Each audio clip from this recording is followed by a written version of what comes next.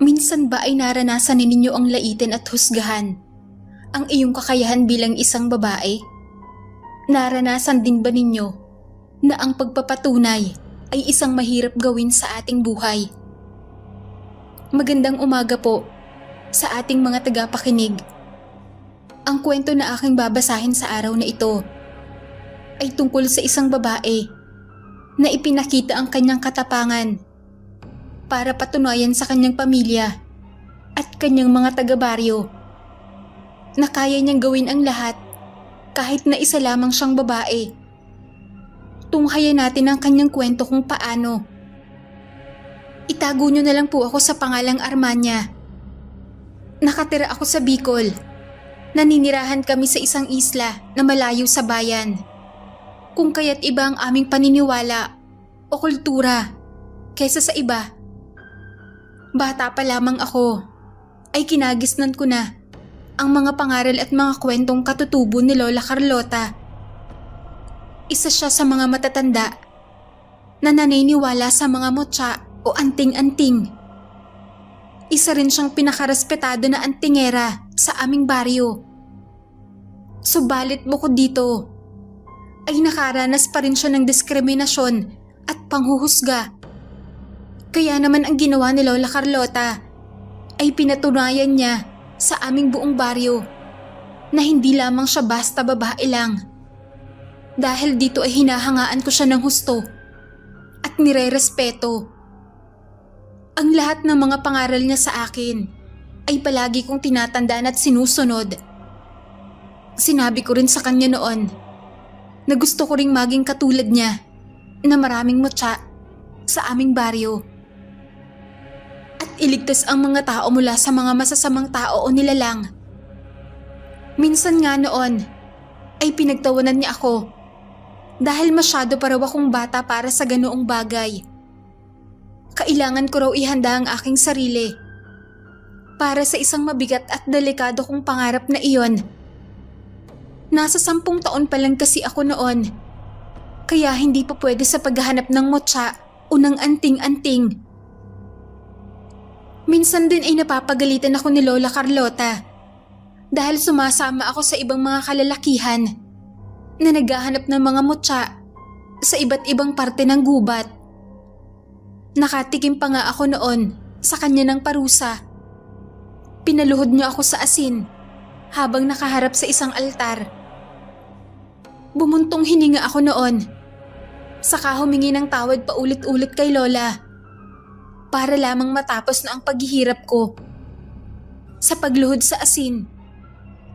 Marami kasi kami noong asin sa aming tahanan dahil talamak ang aswang sa aming baryo. May mga grupo ng aswang noon na dumadayo sa mga baryo para maghanap ng kanilang makakain o bibiktimahin. Bilang paghahanda ay marami kaming inimbak na asin at magabuntot ng pagi para kung sakali na sumalakay sa amin ang grupo ng mga aswang ay may panlaban kami. Pero maswerte pa naman noon dahil hindi pa kami nasasalakay ng grupo ng aswang.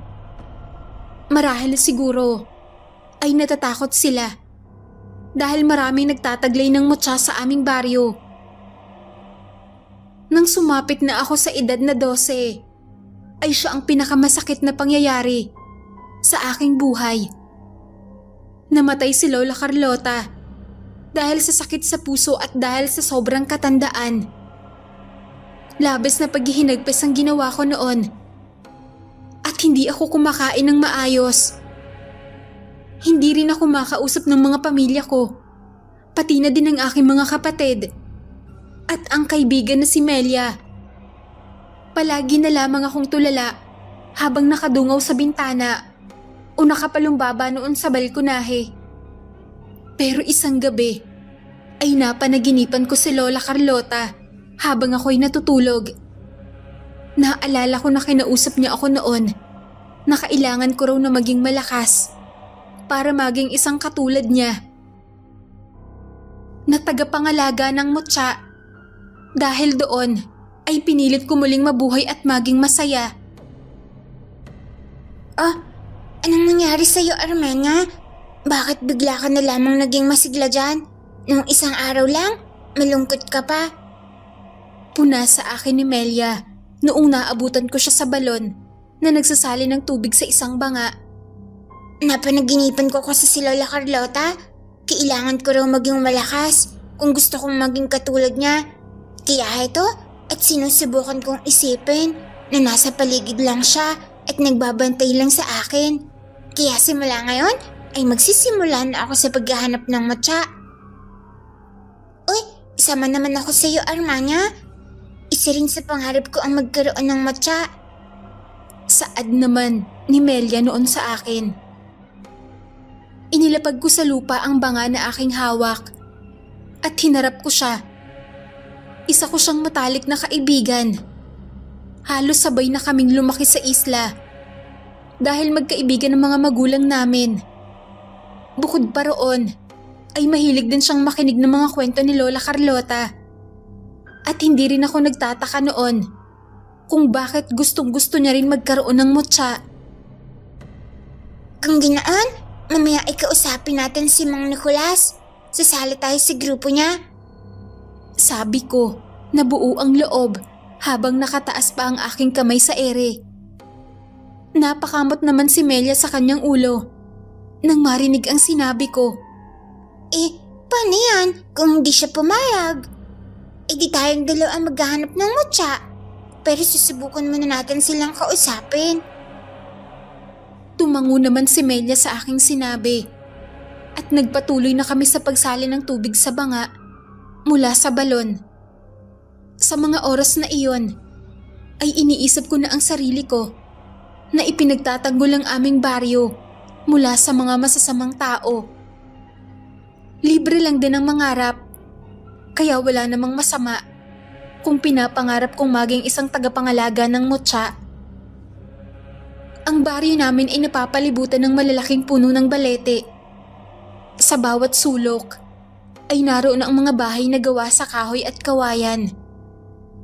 Konti lamang ang tao sa aming baryo, kaya't magkakakilala ang lahat ng mga tao. Lalo pa at nagkakaisa sa oras na may panganib na dumarating sa aming baryo. Idagdag pa na maraming mga tao ang interesado sa mutya ng iba't ibang elemento na naninirahan sa baryo na iyon. Lalo na sa masukal na gubat ay marami roong naninirahan ng mga elemento na siyang nagbibigay ng mutya sa ilan sa mga tao. Subalit ang ilan sa kanila ay hindi nabibigyan ng mutya at iyon ang pinagtataka ng marami. Kahit ilang taon o ilang beses na silang naghahanap roon.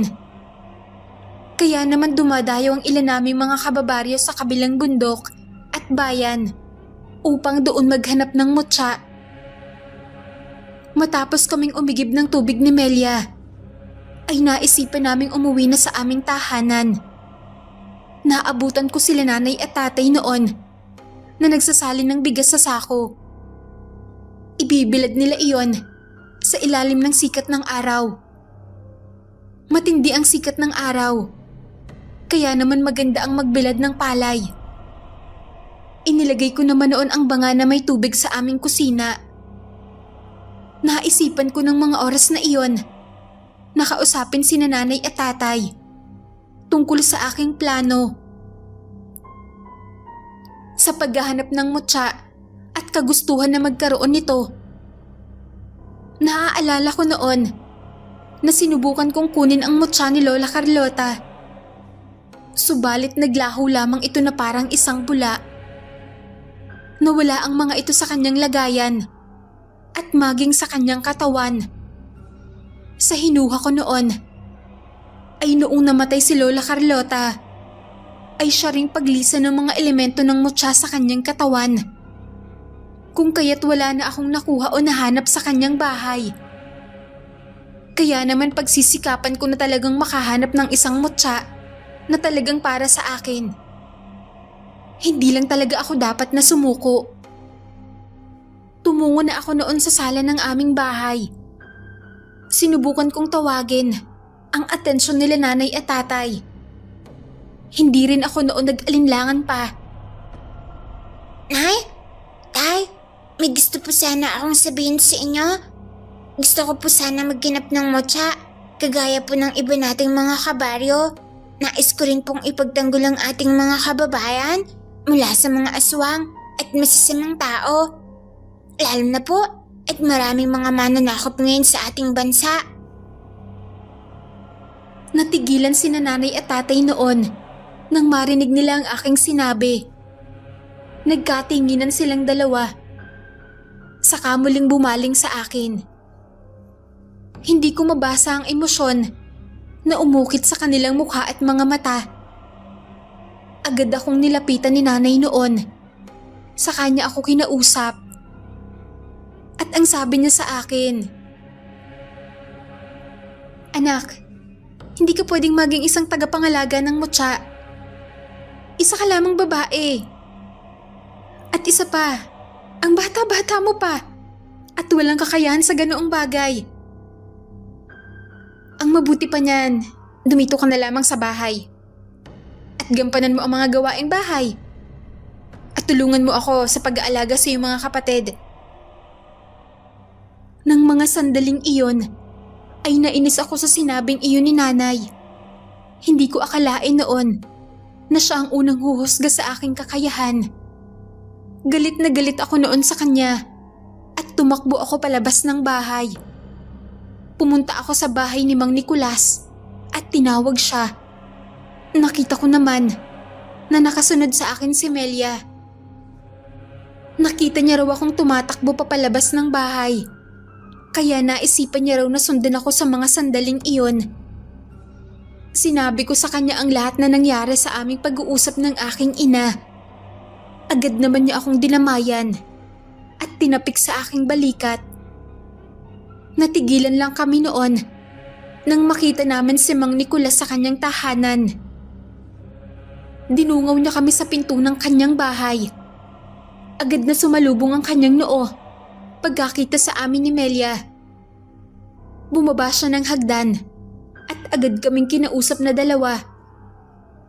Nandito po kami ni Melia, Mang Nicolas, para po sana sabihin sa inyo na gusto naming sumama sa paghahanap ng motya. Gusto rin po naming magkaroon ng motya upang protekta ng aming pamilya at buong baryo mula sa mga masasamang tao. Pati na din po sa iba pang masasamang nilalang. Ang sabi ko sa kanya na nakataas ang noo.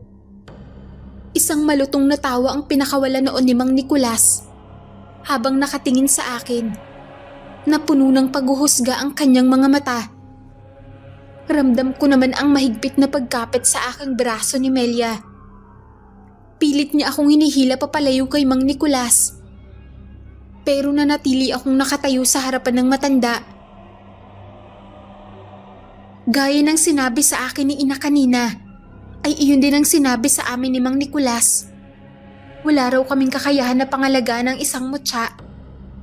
At wala raw kaming kakayahan sa pakikipaglaban. Dahil isa lamang akong babae at isa lamang bata. Sa pilitan niya kaming pinaalis sa bakuran ng kanyang bahay. Bago siya umakyat muli sa kanyang tahanan at isinara ang pinto. Naiwan kami ni Melia na malungkot at dismayado sa aming narinig mula kay Mang Nicolas. Hindi ko rin alam kung paano kakausapin noon si Melia dahil nakikita ko na ang pagsuko sa kanyang mga mata. Hinawakan ko siya noon sa kanyang braso at pinisil iyon. Kung ayaw nila tayong isama sa kanilang paghahanap ng mga mutya, tayo na lang dalawa ang maghahanap, Melia. Huwag kang mag-alala at kasama mo lang ako sa lakad na ito. Yan ay kung gusto mo pang sumama at gusto mo pang magkaroon ng mutya. Ngumiti naman si Melia noon sa akin nang sabihin ko iyon sa kanya. Oo naman, sasama ako sa'yo.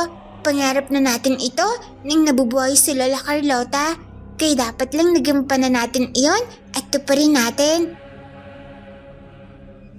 Ngumiti rin ako sa kanya ng mga oras na iyon.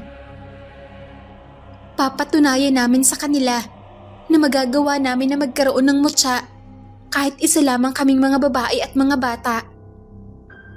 na kaya namin gawin ang ginagawa ng mga lalaki. Na hindi lang sa edad ang pagkakaroon ng mutya o ang may kakayahan na ipagtanggol ang ating pamilya at ang buong baryo. Nagyakapan kami ni Melia nang matapos ang aming pag-uusap na dalawa. Nagplano kami na tumungo sa gubat na siyang pinupuntahan ni Mang Nicolas sa tuwing sila ay naghahanap ng mutya.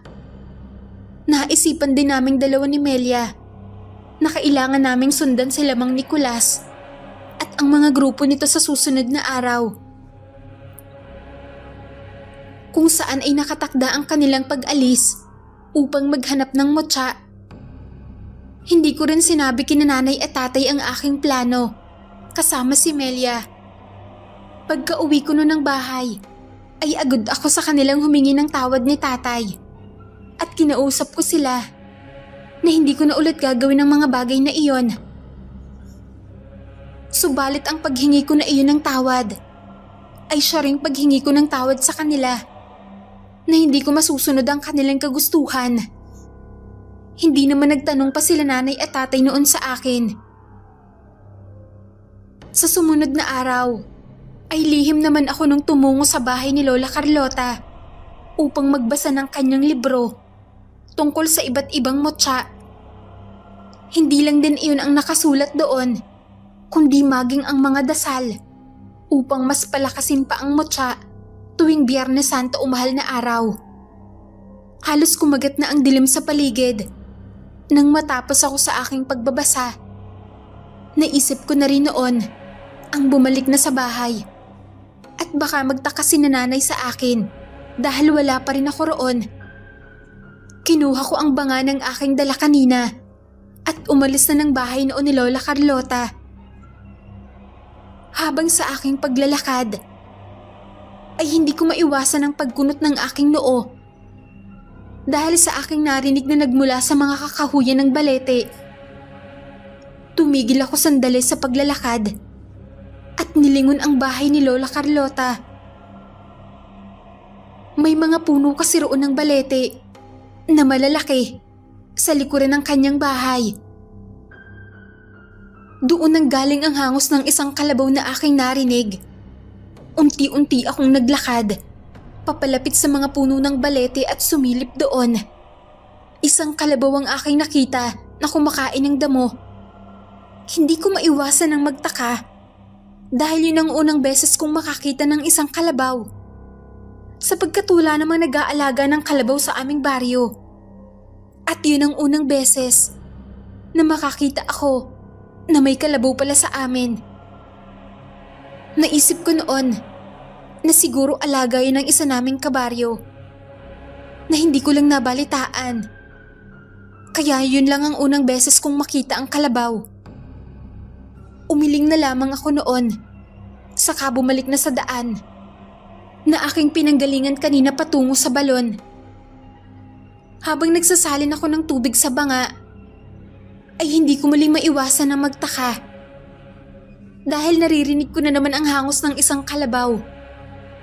Naririnig ko ulit ito, subalit hindi ko mawari kung saan nanggagaling. Natigilan ako sa aking pagsasalin ng tubig, saka tumayo mula sa aking pagkakayuko. Pinagmasdan ko ang buong paligid habang pinapakinggan ng mabuti ang hangos ng kalabaw. Natanaw ko naman si Melia sa hindi kalayuan at kumakaway siya sa aking direksyon. May dala-dala ulit siyang banga at mukhang iigib din siya ng tubig. Pagkarating niya sa aking harapan, ay agad siyang ngumiti sa akin. Saan ka ba galing? Kanina pa kita hinahanap. Tanong niya habang nakatingin sa akin ng mataman. Sasagot na sana ako sa kanya noon nang muli kong marinig ang malakas na hangos ng kalabaw. Melia, naririnig mo ba yon? Kumunot naman ang kanyang noon nang marinig ang aking tanong. Sinabi ko naman sa kanya noon na nakakarinig ako ng isang hangos ng kalabaw. Ha? Wala naman akong naririnig, Armanya. Siguro ay gunig-gunig mo lang yan. Bilisan na natin. At baka maabutan tayo ng dilim at baka hinahanap ka na din sa inyo. Tumango naman ako noon sa kanyang sinabi at hindi na ako nagsalita pa. Hindi ko na rin noon pinansin ang aking narinig na hangos ng isang kalabaw. Naisip ko rin noon na baka tama nga si Melia at guni-guni ko lang ang lahat ng iyon. Pagkatapos naming umigib, ay umuwi na nga kaming dalawa. Naabutan ko naman ang aking kapatid na nakadungaw sa bintana. Agad siyang bumaba ng bahay at sinalubong ako ng yakap. Sumama kasi siya kanina kina nanay at tatay para umani ng palay sa bukid. Kaya naman may oras akong tumakas kanina para magbasa ng mga libro ni Lola Carlota. Tinanong ko ang aking kapatid na si Maria kung nasaan si nanay at tatay. Ang sabi naman niya ay nasa likuran pa ng aming bahay at nag-aayos ang nakaimbak naming palay sa kamalig. Tumango naman ako sa aking kapatid at sabay kaming umakyat ng bahay. Mabuti na lamang at natapos ko ang lahat ng gawaing bahay bago ako umalis noon. At dahil doon ay hindi nahalata ni nanay at tatay na umalis ako at kung saan ako nagpupunta. Makaraan ng ilang araw ay madalas ko pa rin naririnig ang hangos ng kalabaw. Madalas ko ding makita ang kalabaw sa puno ng mga balete sa likuran ng bahay ni Lola Carlota. Sa mga sandaling iyon ay hindi ko na maiwasan na mag-isip ng malalim kung ano ang ibig sabihin ng aking naririnig na iyon. Noon kasi ay tinanong ko si nanay at tatay kung may nag-aalaga ba ng kalabaw sa aming baryo. At ang kanilang sagot sa akin noon ay wala. Kaya nakapagtataka na nakakakita ako ng kalabaw at nakakarinig ng hangos nito. Dumating na nga ang araw ng pag-alis ng grupo ni Mang Nicolas para maghanap ng mutya sa kabilang bundok. Ayun din ang pagkakataon namin ni Melia para humanap sa gubat na nasa likuran ng bahay ni Lola Carlota.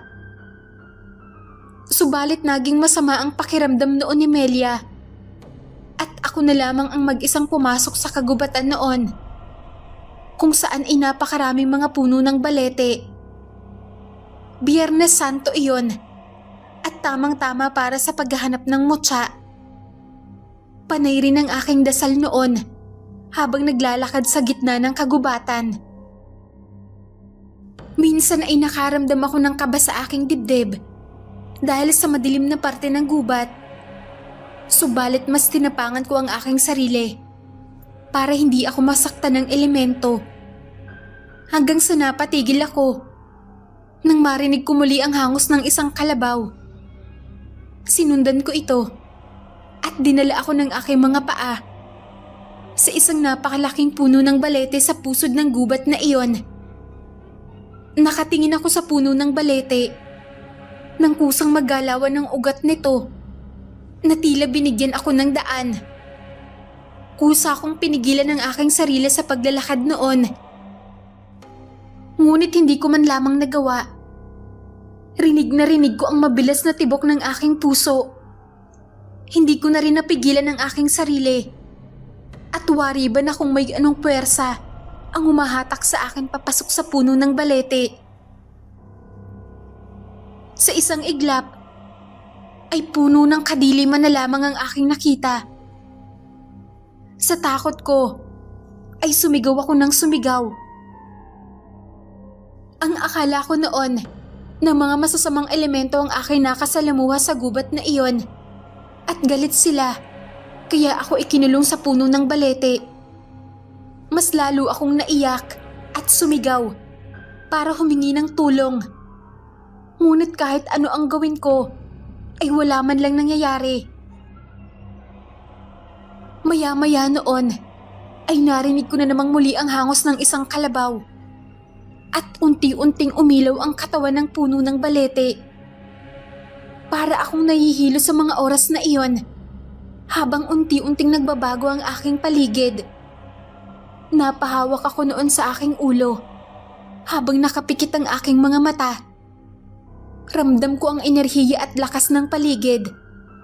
Nawari bang may isang elemento na naroon sa mga sandali na iyon. Napaupo ako sa damuhan nang maramdaman ang mas pagkahilo ko pa. Subalit hindi nagtagal ay unti-unti na ring bumalik sa normal ang lahat. Idinilat ko ang aking mga mata at ganoon na lamang ang sigaw ko nang makita ang isang nilalang na nakatayo sa aking harapan. Isa itong kalabaw na may katawang isang tao. Nakatitig ang mga mata niyang umiilaw sa akin habang nakangisi. Sa takot ko, ay sinubukan kong tumayo at tumakbo papalayo sa kanya. Subalit kahit anong takbo ang gawin ko, ay hindi ako makaalis sa aking kinaroroonan. At paulit-ulit lamang akong bumabalik sa harapan ng isang kalabaw.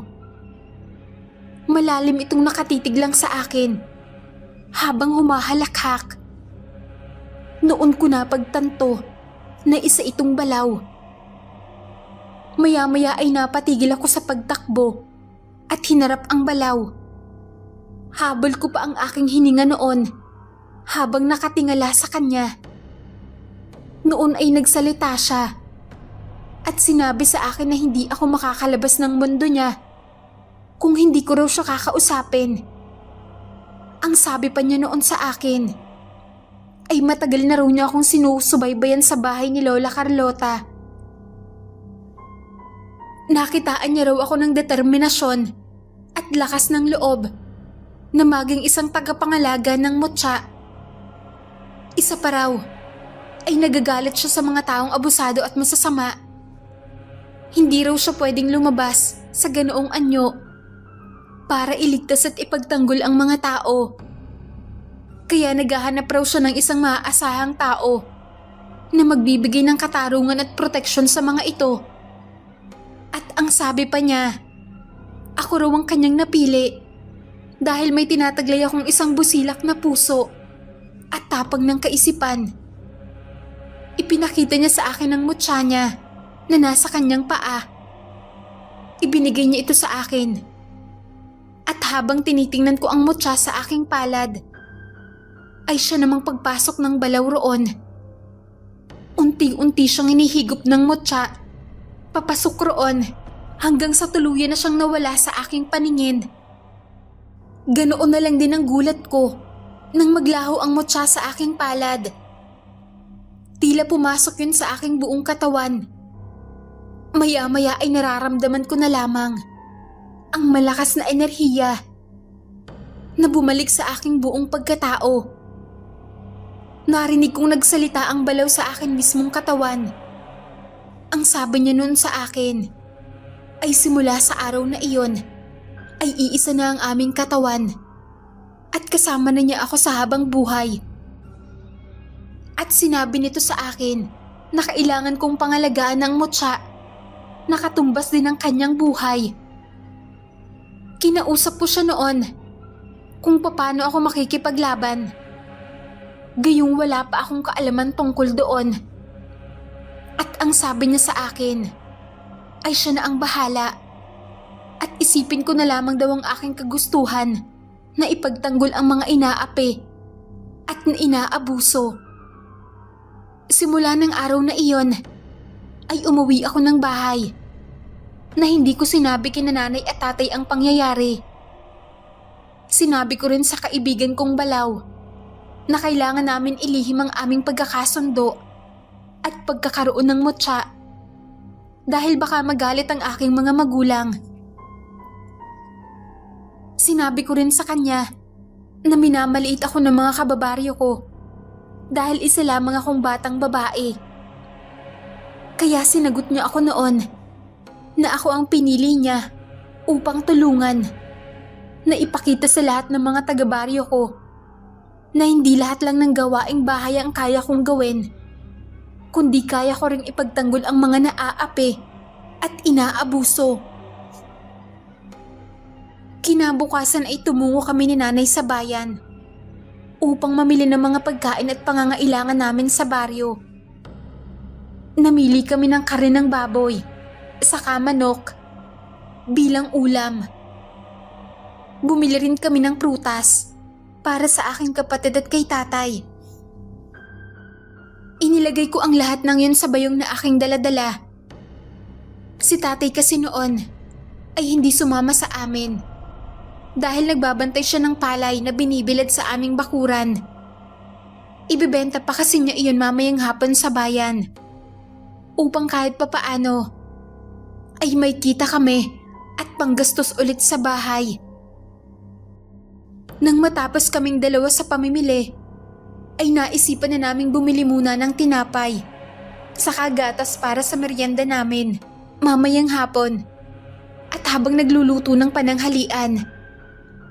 Pagkatapos noon ay tumungo na nga kami ni nanay sa paradahan ng tricycle. Habang sa kalagitnaan ng aming paglalakad ni nanay ay may 3 lalaki ang bigla na lamang humarang sa aming daraanan. Nakangisi silang 3 habang nakatingin sa amin ni nanay at sa mga pinamili namin. Sa mga panahon na iyon ay uso talaga ang pagtangay o ang paghingi ng mga pagkain dahil sa gutom. Subalit ang mga lalaking nakaharang sa aming harapan ni nanay ay mga masasamang tao na walang ibang ginawa kundi ang manakot at ang kumuha ng pinagpagura ng iba. Tumungo ang isang lalaki na may malaki ang pangangatawan at pinalibutan niya kami ni nanay. Pinalabas niya rin ang maliit niyang kutsilyo at pinaikot-ikot iyon sa kanyang kamay. Napatingin ako kay nanay nang manginig siya sa aking tabi. Subalit ako ay kinakausap na ako noon ng aking kaibigang Balaw. Ramdam ko na noon ang kanyang galit at inis sa 3 lalaki na nasa aming harapan. Sinabi niya sa akin na yun ang hinahanap niyang gustong parusahan o turuan ng leksyon ang mga tao na gumagawa ng masama. Sinabi sa amin ng lalaki na ibigay sa kanila ang mga pinamili namin ni nanay at pati na rin ang sobrang pera na nasa aming pitaka. Nakiusap naman noon si nanay na huwag kaming sasaktan at ibibigay niya ang perang natira at ang mga pinamili namin. Tumawa naman ang 3 kalalakihan habang nakangisi at nakatingin sa amin. Ang sabi pa nila ay yun daw ang kanilang gusto at madali lang naman daw pala kaming kausap. Nang mga sandaling iyon, narinig ko ang aking kaibigang Balaw na nagsalitang muli. Isipin ko raw na ipagtatanggol ko ang aking ina mula sa mga masasamang 3 lalaki. At iyon nga ang aking ginawa sa mga oras na iyon. Ibinigay ko kay nanay ang 2 bayong na aking dala at sinabihan siyang tumungo sa paradahan ng tricycle at doon na lamang ako hintayin. Iniling ako ang aking paningin sa paligid noon at nagpasalamat ako dahil walang dumaraan na tao. Sinubukan pa akong kausapin ni nanay. Pero agad ko siyang sinabihan noon na ako na ang bahala sa lahat. Nagtataka man si nanay noon, ay mabilis naman niyang sinunod ang aking sinabi. Noong nakaalis na si nanay, ay hinarap ko naman noon ang 3 lalaki na malalaki ang ngiti sa mga labi. Ang isa sa kanila ay sinabihan pa ako na ang lakas daw ng loob ko na magpaiwan at kalabanan sila. Gayong isa lang naman daw akong maliit na batang babae. Wala na kayong ibang ginawa, kundi ang magpakainutil. Inaasa niyo na lamang ang sarili niyo sa paghingi ng pagkain at dinadaan niyo pa sa dahas. Subalit tumawa lamang sila ng mga sandaling iyon. Ikinumpas ng lalaking may malaking katawan ng kanyang kamay sa ere at mabilis namang tumungo sa akin ang kasamahan niya. Inambahan ako nito ng suntok, subalit mabilis akong nakaiwas. Sinuntok ko sa mukha ang lalaki at malayo ang nilipad nito at binagsakan. Nagulat ang 3 lalaki sa kanilang nasaksihan napatingin sa akin. Nagalit at nanggigigil ang lalaking may malaki ang katawan at mabilis siyang tumakbo pasalubong sa akin. Sinubukan niya akong saksakin gamit ang kanyang kutsilyo noon. Subalit mabilis akong kumilos. Dinig na dinig ko ang malakas na tawa ng aking kaibigang Balaw. At alam ko sa mga sandaling iyon na siya ang kumilos para sa akin. Napangiti na rin ako dahil sa aming tagumpay na ipagtanggol ang aking ina mula sa 3 lalaki. Mabilis kong hinila sa damit ang lalaki at hinawakan siya sa kanyang braso. Hinarap ko muna siya sa mga sandaling iyon bago ko siya hinambalo sa lupa. Sinuntok ko siya ng sunod-sunod hanggang sa mawalan siya ng malay tao. Napalingo naman ako sa lalaking naiihina sa kanyang pantalon ng mga sandaling iyon. Lumakad ako palapit sa kanya at ambang susuntukin na sana nang bigla na lamang siyang umiyak at nagmamakaawa sa akin na huwag ko na siyang saktan. Hinayaan naman namin siya ng aking kaibigang Balaw. Tumakbo naman ang lalaki at iniwan ang kanyang 2 kasama na wala ng mga malay. Nang makarating ako sa paradahan ng tricycle, ay agad akong pinuntahan ni nanay at tiningnan ang aking katawan. Tinanong niya pa ako noon kung ayos lamang ako. At ang sabi ko naman ay huwag na niya akong alalahanin pa. Nagtaka na rin si nanay kung paano ko natutunan ng ganoong klase ng pakikipaglaban. Sinabi ko na rin sa kanya noon ang totoo na nagtataglay ako ng mutya ng Balaw. At halos himatayin si nanay nang marinig niya ang bagay na iyon mula sa akin. Inalalayan ko naman siya noon, papasok ng tricycle. At napuno ang aking tenga noon ng kanyang pangaral sa akin. Ngunit noong nakauwi na kami sa bahay, ay nagpasalamat din naman siya sa akin. Sinabi ni nanay kay tatay ang tungkol sa pagkakaroon ko ng mutya. Noong una ay hindi makapaniwala si tatay sa sinabi ni nanay. Pero noong sabihin ko sa kanya na totoo iyon, ay naniwala na din si tatay. Hindi sila makapaniwala na bibiyayaan ako ng Balaw ng ganoong klase ng mutya. Nagpasalamat naman ako sa kanila noon dahil tinanggap nila ako at hindi itinakwil. Isang araw ay nagkita kami ni Melia sa balon. Sinabi ko sa kanya na mayroon na akong mutya. Noong una ay nagulat siya sa aking sinabi at hindi rin makapaniwala. Noong ipinakita ko sa kanya ang mutya na nakabaon sa aking palad, ay naniwala naman siya. At ayon sa kanya, ay masaya daw siya para sa akin. Hayaan mo, Melia. Isasamahan ko naman ang kaibigan kong si Balaw kung hahanap ka rin ng mutya. Sabi ko pa sa kanya noon. Umiling siya noon at ngumiti sa akin. Hindi na siguro ako maghanap ng mutya, Armanya. Natatakot ako na magalit sila ina at sina ama sa akin. Huminga ako noon ng malalim. Saka tumango ako bilang pag-unawa sa kanyang desisyon. Nagpatuloy na lamang kami noon sa pagsali ng tubig sa banga. Noong matapos kami, ay niyaya niya akong tumungo sa bahay. Dahil may niluto raw siyang bibingka, hindi naman ako tumanggi noon at sumama nga ako sa kanya. Pagkarating namin sa kanilang bahay, ay napatigil kami ni Melia nang makita ang 2 lalaki. Kausap ng mga ito ang ama ni Melia. Kitang-kita namin ang pagmamakaawa ng ama ni Melia sa 2 lalaki. Ayon sa aking narinig, ay sinisingil ng kita sa palayan ng 2 lalaki ang ama ni Melia. Nagulat na lamang kaming 2 ni Melia nang ilabas ng isang lalaki ang baril nito at tinutukan ng ama ni Melia.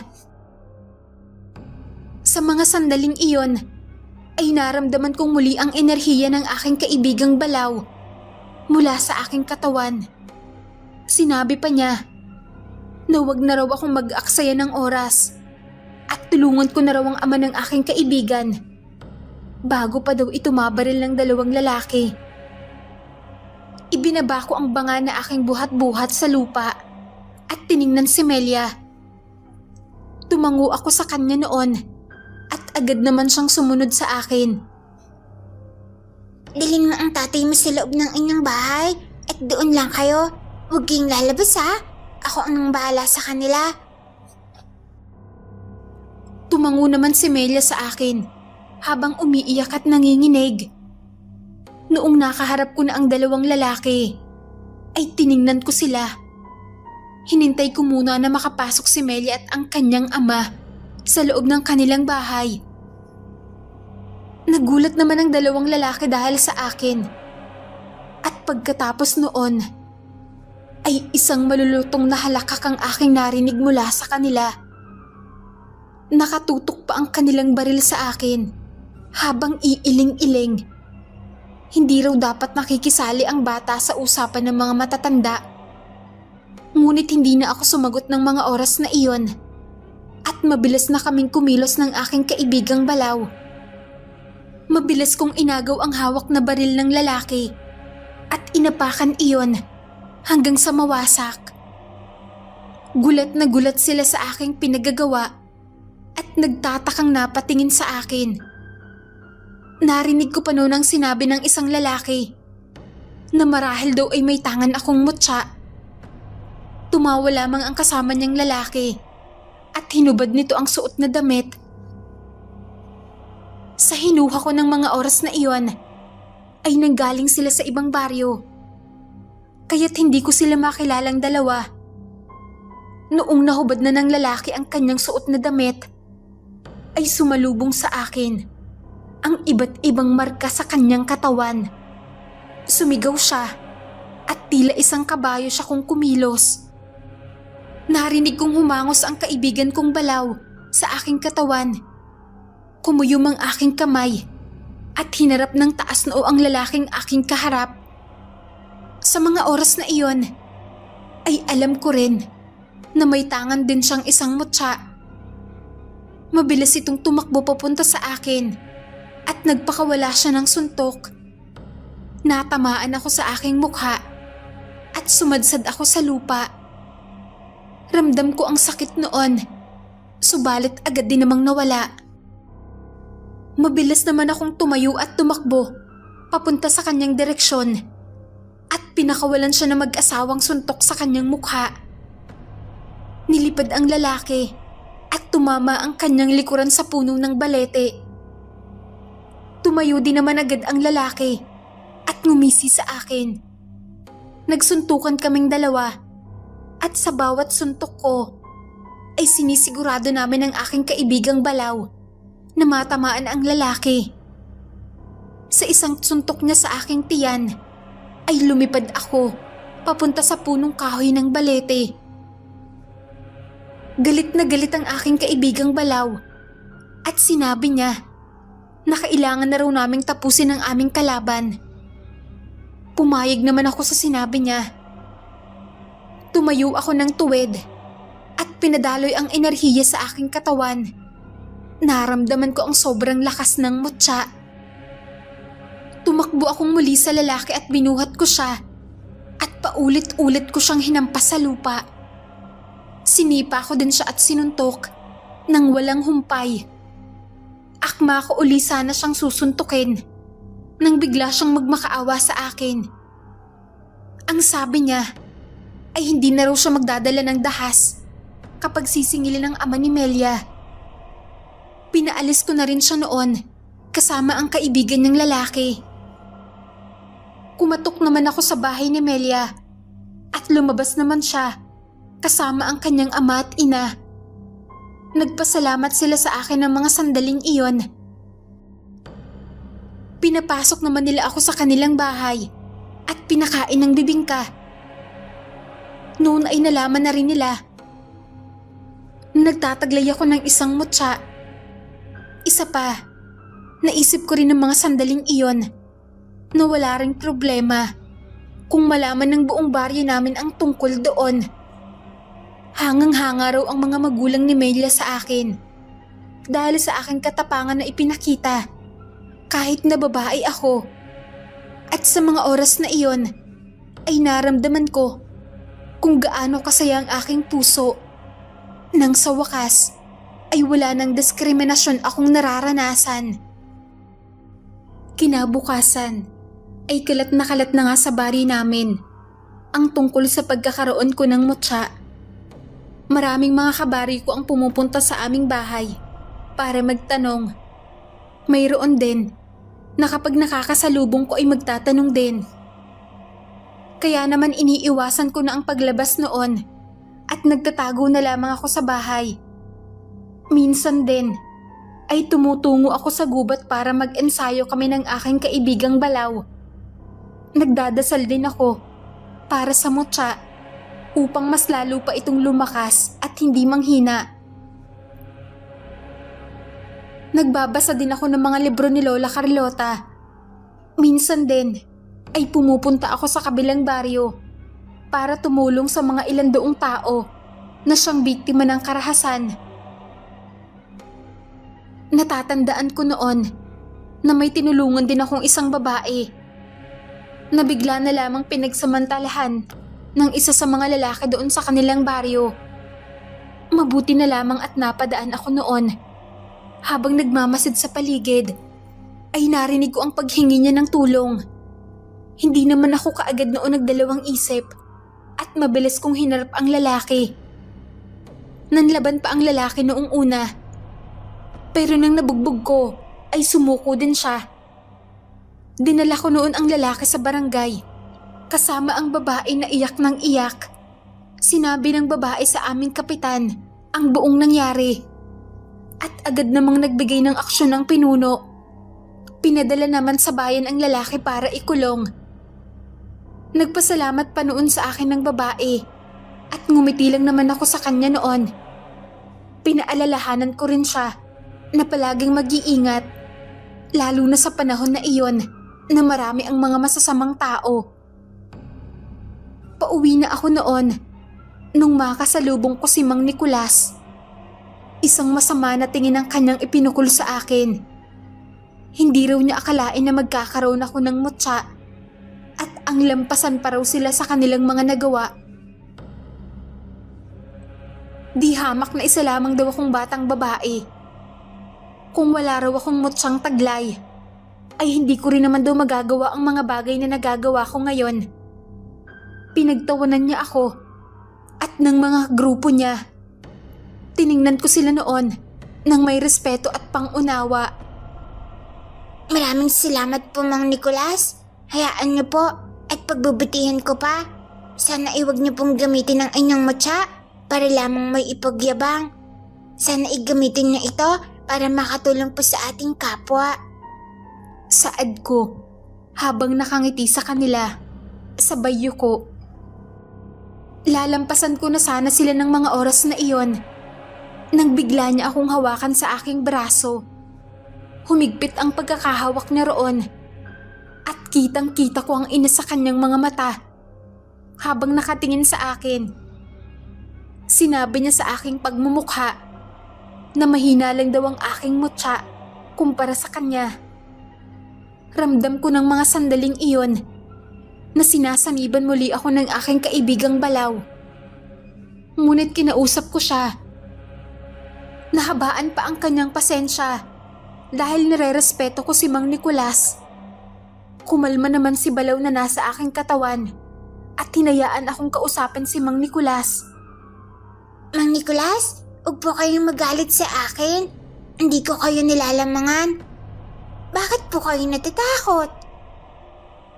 Hindi po ba kayo na po mismo ang nagsabi na isa lamang po akong batang babae kumpara po sa inyo? Kaya mas wag po kayong matakot. Isa po kayong lalaki at mas nakakatanda po kayo sa akin. Sa mga sandaling iyon, lumuwag ang pagkakahawak sa aking braso ni Mang Nicolas at puwersahan akong itinulak. Mabuti na lamang at nakabalanse ako kaya hindi ako napaupo sa lupa. Umangat ang aking tingin noon sa kanya. Tiningnan niya ako ng maigi bago siya lumisan na walang isang salita kasama ang kanyang mga kasamahan. Umiling na lamang ako noong lumisan na silang lahat. Kinausap naman ako ng aking kaibigang Balaw.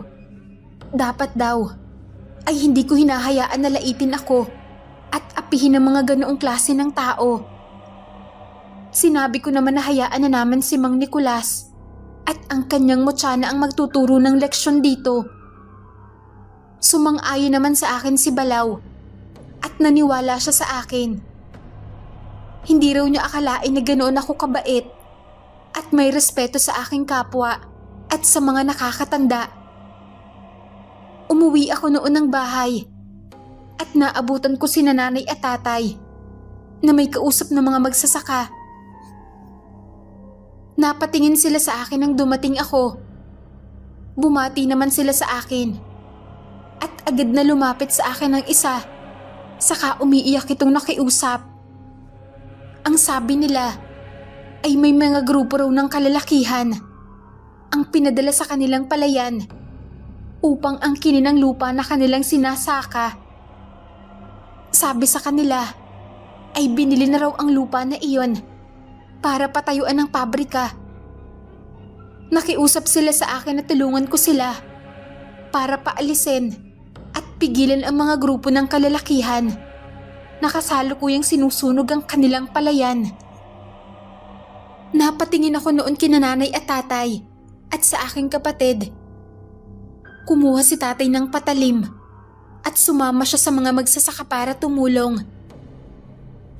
Kung mangyari nga iyon, ay wala ng palayan na masasakahan si nanay at tatay. Isa pa, ay pagmamayari ng mga magsasaka ang lupa na sinasakahan nila. Kaya't walang karapatan ng grupo ng kalalakihan na angkinin ang palayan para patayuan ng pabrika. Hindi ako nagdalawang isip noon na tulungan sila. Kaagad akong pumayag noon. Subalit kung marami ang mga kalalakihan, kinakailangan ko ng tulong ng iba pang nagtataglay ng motsa. Sinabihan ko ang ibang magsasaka na humingi ng tulong sa iba pang nagtataglay ng motsa bago kami lumisan patungong palayan. Pagdating nga namin doon, ay naabutan namin ang grupo ng mga kalalakihan na sinisindihan ng apoy ang palay na itinanim ng mga magsasaka. Naramdaman ko agad ang enerhiyang umahon sa aking buong katawan at wala ako sa sarili na sumugod sa mga kalalakihan. Rinig na rinig at ramdam ko ang galit ni Balaw sa mga sandaling iyon.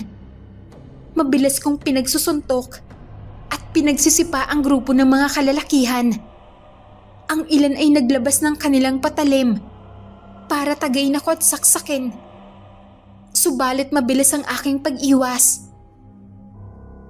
Sa mga sandaling iyon, pakiramdam ko ay nagkatawang isang toro ako na kalabaw at mabilis kong sinunggaban ng aking sungay ang mga grupo ng kalalakihan. Lumipad ang mga ito sa ere at natusok sa sungay ang dalawang lalaki sa sungay ni Balaw. Ang iba ay nanlalaban pa rin at kumuha sila ng tali para talian ako. Pinagsisipa ko sila at sinunggaban. Ngunit ang isa sa kanila ay pinalipad ang isang tali na siyang sumakto sa aking leeg. Pinagtulungan nila akong hilahin.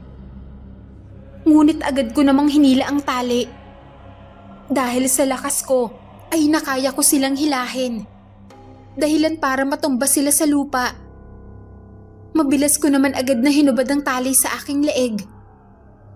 Lumapit ako sa kanila ng mga sandaling iyon at pinagbuhol-buhol ko silang lahat sa tali.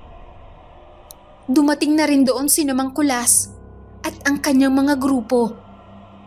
Subalit huli na sila. Dahil napatumba ko na ang grupo ng mga kalalakihan. Nagtulungan na lamang sila sa pagpatay ng apoy na lumalaman sa isang kahon ng palayan. Pagkatapos noon, nang masigurong wala ng apoy, ay tumungo kami sa barangay upang isumbong sa aming kapitan ang nangyari. Labis naman ang pasasalamat sa akin ng aking mga kababaryo dahil sa aking ginawa. Inimbitahan pa nila ako at si tatay sa kanilang mga tahanan para bigyan kami ng kahit konting pagkain bilang pasasalamat. Subalit agad ko iyong tinanggihan. Pagkatapos doon, ay umuwi na rin kami ng bahay ni tatay. Sinabi niya nun sa akin na sobra daw siyang humanga at labis siyang nagsisi dahil isa raw sila ni nanay sa humusga sa akin. Nagkaiyakan pa kaming mag-ama habang papasok ng bahay. Sa mga sandali na iyon ay sobrang saya ko dahil hindi ko akalain na ang pangarap ko lang noon ay natupad na rin. Kaya pinasalamatan ko noon ang aking kaibigang si Balaw dahil pinagkatiwalaan niya akong ibigay sa akin ang kanyang mutya. Sagot naman niya sa akin dahil daw sa aking determinasyon at kalakasan ng loob ay pinagkakatiwalaan niya ako. Hindi lang daw iyon, kundi dahil sa aking kabaitan at sa aking busilak na puso. Simula noon ay hindi na natigil ang paghingi sa akin ng tulong ng iba kong mga taga-baryo na siyang ikinagalit ng lubos ni Mang Kulas at pagkawala ng kanyang mutya. Labis na galit ang kanyang naramdaman noon. Kaya naman nakipagkasundo siya sa grupo ng mga aswang na patayin ako at ibang mga nangangalaga ng mutya. Sinabi niya na ubusin daw kami ng aswang at walang ititirang buhay. Nabalitaan ko iyon mula sa kanyang naging grupo dati. Kaya naman pinaghandaan namin ang araw na paglusob ng mga aswang. Naglagay kami ng mga asin at bawang sa bawat sulok ng aming bahay. Bumili din kami ng buntot ng pagi para may proteksyon ang lahat sa paglusob ng mga masasamang aswang. Hindi rin namin akalain na magagawa iyon sa amin ni Mang Nicolas dahil sa kanyang matinding inggit at galit. Huminga ako ng malalim noon habang nag-iisip sa aming balkonahe. Nilapitan ako noon ni nanay at saka ako kinausap. Ang sabi niya sa akin ay huwag ko na raw alalahanin ang ginawa ni Mang Nicolas sapagkat ganoon daw talaga ang nagagawa sa tao kapag nilamon ng inggit. Sinabi ko naman noon sa kanya na ang kinatatakutan ko lang ay kung may mapatay at maging biktima ang aswang. Ani naman ni nanay sa akin kung ano raw ang mangyayari ay hindi ko na iyon kasalanan. Nag-iisa lang daw ako at hindi ko raw kailangan na mailigtas ang lahat ng tao sa aming baryo. Kung makakaya ko naman daw, ay isang malaking bagay iyon na aking magagawa. Ang siguraduhin ko lang daw ay ang maging ligtas ako sa labanan na magaganap sa mga susunod na araw. Pagsapit ng 6:00 ng gabi ng araw din na iyon, ay nagulantang na lamang kami nang bigla kaming makarinig ng huni ng aswang at alulong ng mga aso. Sinabihan ko sina nanay at tatay na siguraduhing nakasarado ang bintana at pinto. Pinahawakan ko rin sa kanila ang buntot ng pagi, pati na din ang bawang at asin. Sinabihan ko rin sila na huwag lalabas ng bahay kahit na anong mangyari. Nagpaalam ako sa kanila na kailangan kong harapin ang mga aswang upang hindi na makapangbiktima pa ang mga ito sa mga kababaryo namin. Nakita ko roon ang ibang mga kabaryo ko na nagtataglay ng mutya. Nagkasundo kami na abangan ng mga aswang sa kanilang pagdating. Napagkasunduan namin na magkalat sa bawat sulok ng aming baryo upang masiguro ang kaligtasan ng mga tao. Sa mga oras na iyon, ay nakaabang ako sa kapatagan kung saan ang daan patungo sa aming baryo. Rinig na rinig ko mula sa di kalayuan sa kagubatan ang mga kaluskos na nagmumula sa mga aswang. Narinig ko noon ang aking kaibigang Balaw na wag daw akong mabahala dahil nandoon siya at handa akong tulungan. Sa pagkakataon na iyon, ay mabilis niya akong sinaniban. Naramdaman ko ang malakas na enerhiyang lumamon sa aking buong pagkatao. Naglagato ko ng aking mga buto nang ikuyom ko ang aking dalawang mga palad. Sa mga oras na iyon, pakiramdam ko ay lumaki ako at naging isang balaw. Alam ko na hindi na ako ang nagkokontrol ng aking katawan ng mga sandaling iyon at ang elementong si balaw na. Iisa na lamang ang aming katawan at nagtutulungan kami para harapin ang mga kalaban. Mabilis akong tumakbo nang marinig ko ang huni ng aswang sa di kalayuan. Isa itong itim na malaking aso na may katawan ng tao. Nagulat ito sa aking pagsulpot. Agad ko itong hinila at hinampas ang kanyang katawan sa lupa. Humangos ng malakas si balaw at ramdam ko ang bugso ng kanyang damdamin. Alam ko na nagagalit siya noon dahil sa mga aswang na walang ibang ginawa kundi ang pumatay ng mga inosenteng tao para kanilang maging pagkain. Maya-maya ay pinalibutan ako ng 10 aswang habang nanlilisik ang kanilang mga mata na nakatingin sa akin. Pagkatapos noon ay nakita ko si Mang Nicolas na lumabas mula sa madilim na parte ng gubat. Tumatawa siya ng malakas habang nagagalit ang mga matang nakatingin sa akin. Nakita ko ang isang itim na bertud na kanyang suot-suot sa leeg. Napagtanto ko noon na ipinagkanulo niya ang kanyang sariling kaluluwa sa mga aswang para maging isa sa mga ito. At hindi ko akalain na tatanggapin ito ang pagiging isang huklubang aswang. Sinabi niya sa kanyang mga kasamang aswang na salakayin ako ng sabay-sabay. Ngunit hindi yun hinayaan ng aking kaibigang balaw. Mabilis kong sinunggaban ang mga aswang at kinuha ang patalim sa aking bewang. Mabilis akong tumakbo at pinagsusuntok ang mga aswang. Sinabuyan ko rin ang mga ito ng asin at pati na rin ang bawang. Inisa-isa ko silang sinaksak. 6 ang aking napatay na siyang ikinagalit ng lubos ni Mang Nicolas. Sinugod akong muli ng 4 at doon ako napuruhan dahil sa pagod. Sa isip ko ay nagdasal ako ng Latin na siyang natatandaan ko mula sa libro ni Lola Carlota. Nang sa ganoon ay mas lumakas pa ang mutya ng balaw sa aking katawan. Noong mapatay ko na ang 4 na aswang, ay si Mang Nicolas na ang humarap sa akin. Humahalakhak siya. Nawari bang magtatagumpay siya ng gabing iyon. Dumaloy ang kaba sa aking dibdib, pero nilabanan niyo ng mutya. Tapusin na natin to, Mang Nicolas. Sambit ko noon habang seryosong nakatingin sa kanya. Hindi na nga naghintay pa si Mang Nicolas at mabilis siyang sumugod sa akin. Nagpalitan kami ng suntok na 2 at maging ng mga sipa. Naiiwasan ko ang iba niyang atake, subalit ang iba naman ay hindi. Minsan ay napapabagsak ako sa lupa o kaya naman ay napapatilapon sa puno ng balete. Minsan din ay napapatumba ko siya at napupuruhan. Ngunit pareho kaming bumabangon at muli ay naglalaban. Ang naisip ko lang noon, kung paano siya matatalo, ay ang kunin ng kanyang kwintas na bertud at basagin iyon.